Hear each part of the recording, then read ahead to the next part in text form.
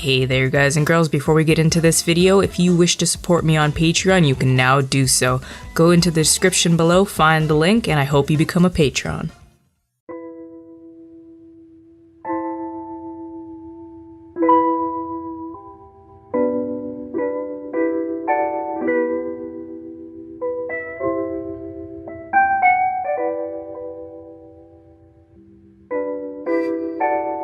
Cowboy Bebop for the PS1 is a Japan-only release.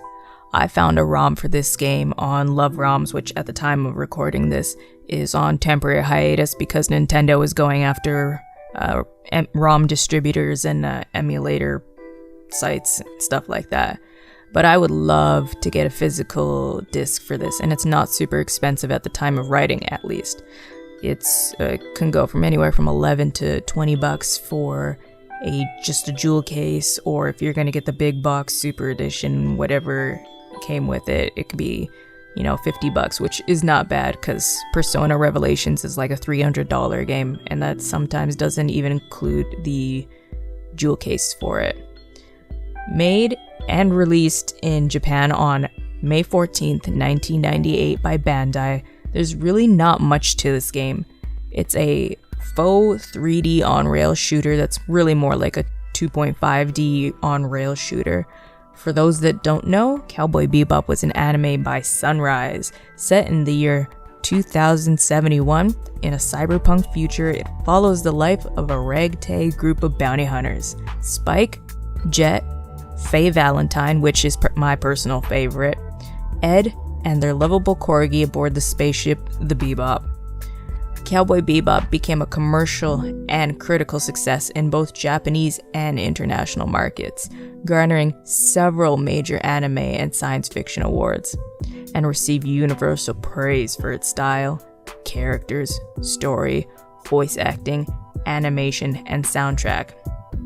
In the years since its release, critics have hailed Cowboy Bebop as a masterpiece and frequently cited as one of the greatest animes of all time, up there with the likes of Akira, Ghost in the Shell, and Appleseed. I can't think of the other ones I'm thinking of off the top of my head. Cowboy Bebop has also been credited with introducing a new wave of Western viewers in the early 2000s, and it has also been labeled as the gateway series for anime as a whole. This game was a tie-in to that anime, and I have to say, for the first time doing a review or look back, retrospective, whatever we want to call these, I couldn't complete this game. I tried to, but it really just was not happening. Let's compare this game to other 1998 PS1 releases. And it's not a bad looking game, there's just not much to it. Nothing sticks out when you fly by to say that this is a true Cowboy Bebop game, aside from you seeing the Bebop when you first load into the levels, and then piloting the Swordfish, which is Spike's ship, and then the little anime sprites that pop up to talk to you, kind of like Star Fox. There's really nothing really in the world to say this is a Bebop game. There's no iconic bounties that you're chasing, nothing like that.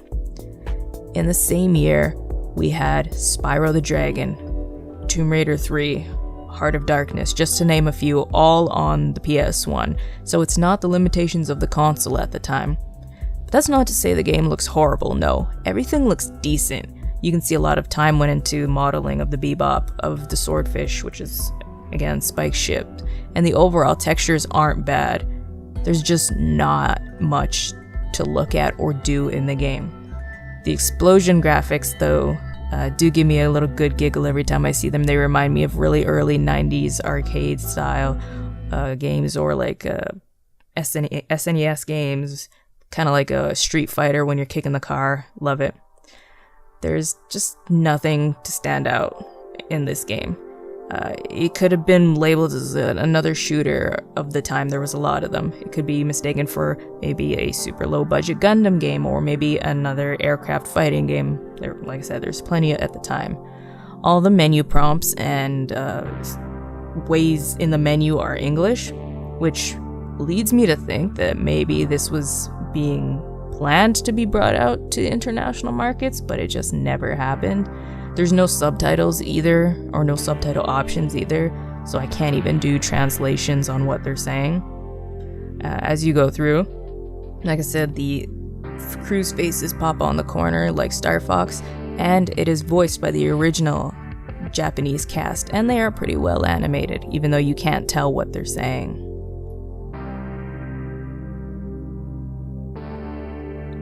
So the combat in this game is completely vehicular combat. You are inside Spike's ship, the Swordfish.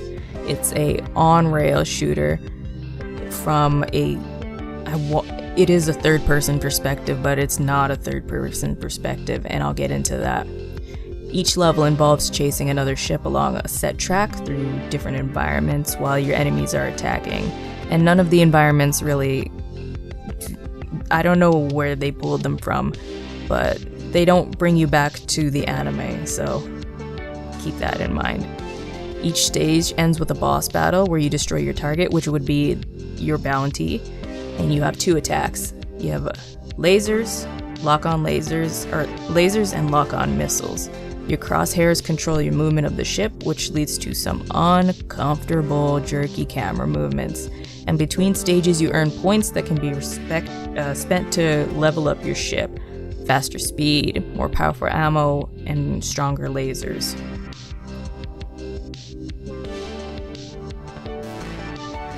This game, while also being one of the first I couldn't complete, was the first time I had to turn the sound off. It was irritating, especially after having to play the level 3, 4, 5, 6, sometimes 7 times. It just grated on my nerves so much. The music was done by Yoko Kanno, I'm pretty sure I messed that name up, who did the music for the anime series, which is iconic. Like the opening song, the end song, this music in the anime, all the music is iconic. But here the music just grates on your nerves. It's like a mix of like weird techno and just like something's not right with it. But I do give it points for having the original Japanese voice cast in it. I love it. Even though there's no subtitles in there, I love it. But the sound mixing is weird because half the time you can't hear what they're saying. And at least I couldn't find a way to turn it down. So I have to say this. The controls are god awful in this game. And if it wasn't for the ability to remap the buttons in the emulator, playing this with the D-pad would have been just insane. My thumb would have hurt, but also playing this with the analog stick was a nightmare as well. There are 2 options, or 2 other buttons that really matter, the bullets and then your missile fire. You can rotate your ship with the bumpers, but that really doesn't affect gameplay at all.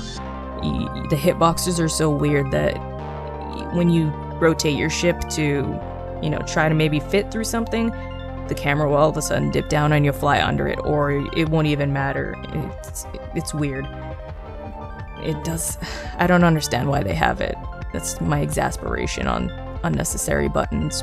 But moving on. Problem lies with the fact that it looks like a 3D shooter, an arcade-style flight sim, but it's really a cleverly disguised 2D shooter in a 3D perspective. It does some weird camera shift movements that just make it really disorientating and a little nauseating, but it's better to just let the game steer itself, let it autopilot itself, and just shoot. Otherwise, you give the camera free rein just to go ballistic, and since it's a floating camera, but still tied to the track that you follow, it can happen so often. The camera will occasionally swap from like a bottom down view under your craft to a top down view to a zoomed in right behind it to almost like a first person view for no earthly reason, making it very hard to negotiate anything that happens to be in your way, or the random zoom ins that make you get really close to your target, which also makes it impossible to not get hit and take damage since there's no way to avoid it because your target is the entire screen. There's no place to avoid it. The game will often, very often, try to reorientate you to the track's direction. The automatic course adjustment is just ugly to witness. The entire background just spins, your craft flies in every direction known to man, and sometimes directions it's made up. And then when it's back on course, you phased through several buildings, you probably dragged along the ground for a while, you've taken massive damage to your craft because you've flown into buildings, and enemies have open season on you while it's doing the automatic adjustment, or reorientation, I mean. Making a lot of levels up to random chance and hoping and praying that nothing goes wrong with the cameras and the controls hold steady. At least in this version I'm playing, it's a one-shot, so there's no saving, which is common for a lot of older games. But this makes sense, it's not a long game, and thank God I'm playing it on an emulator where I can make save states, because if I had to play through all the previous sections again just to get to the one where I kept dying, I would not be happy. They're not long levels, and it's not a long game. It's just when you die right at the final boss and then you have to play the previous 3 minutes of just flying around and shooting the minor enemies, it can be very, very annoying. Truthfully, the only reason I played this game was because I am a member of the 2XP podcast, and we were talking about games we would love to see like turned into like something else, and I said I want or anime we'd like to see turned into a game, and I said Cowboy Bebop, knowing that there's 2 Cowboy Bebop games. There's a PS2 one, which is a beat 'em up, which is actually something I want to cover later, but my suggestion was a nice like high budget LA noir game for Cowboy Bebop, or like something like that. But I knew I had to come back and play this. I played this only for that and for the love of this anime. I love Cowboy Bebop.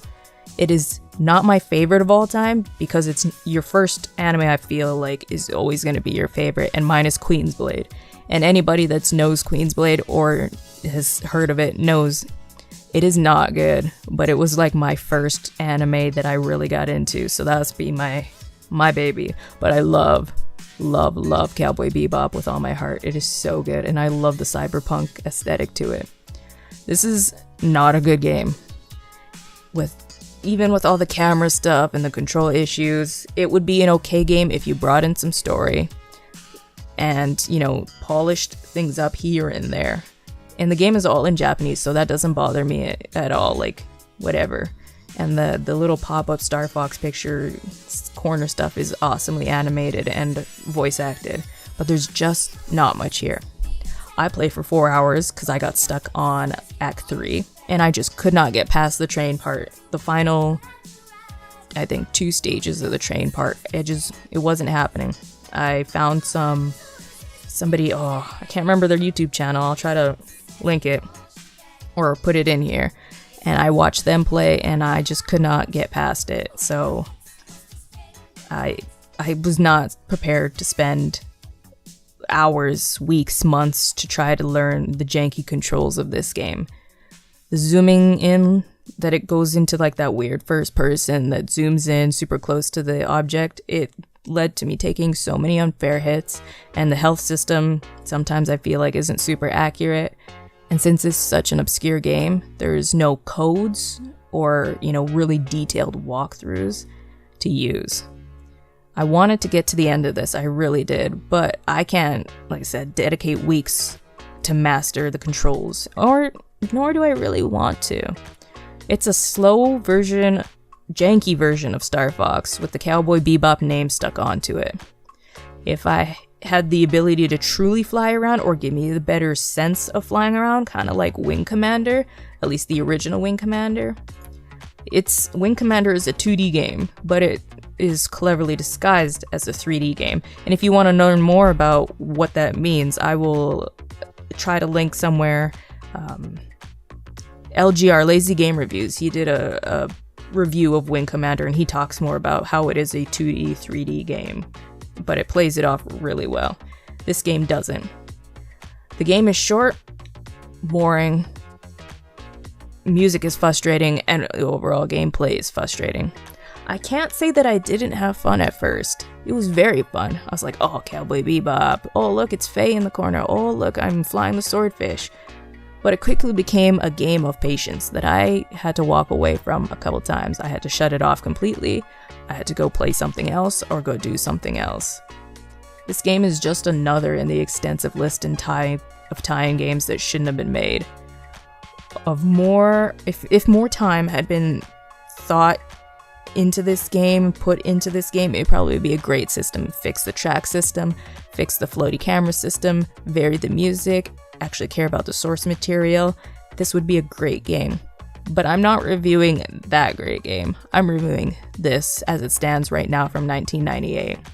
It gets points for the use of the original Japanese voice acting cast, but it is not a chug-along mess, but that could just be that it's running on PC emulator, not original PlayStation 1. But I just want to watch the anime instead. Save your time. And while I still do want a physical copy of this for my collection, this is not a Cowboy Bebop experience, and this will do nothing if you are a fan of the anime to add to the Cowboy Bebop experience. I never want to touch this game ever again.